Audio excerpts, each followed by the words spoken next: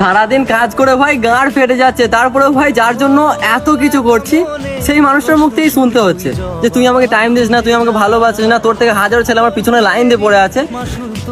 আরে আমি কি বলবো, আমার মাথাটা তো তখনই খারাপ হয়ে যায় যে আমার থেকে ভালো ছেলে পাওয়া খুব সহজ, কারণ আমি দেখতেও সুন্দর না আর আমার বাবার অনেক টাকা পয়সাও নেই।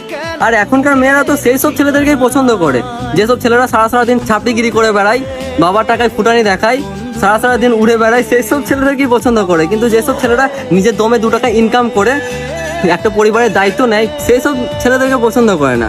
যেসব ছেলেরা সম্মান দেয়, কেয়ার করে, সেই সব ছেলেদেরকে পছন্দ করে না।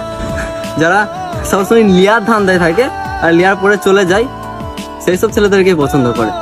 আর যারা বিয়ে করার জন্য, ভবিষ্যতে সংসার গুছানোর জন্য ছোট বয়স থেকে ইনকাম করে আগের ভবিষ্যতের কথা ভাবে, তাদেরকে ভালোবাসে না, তাদেরকে পছন্দ করে না। একা মনে প্রশ্ন শুধুই জবাব খুঁজে যা। সারাদিন কাজ করে ভাই গাঁড় ফেটে যায়।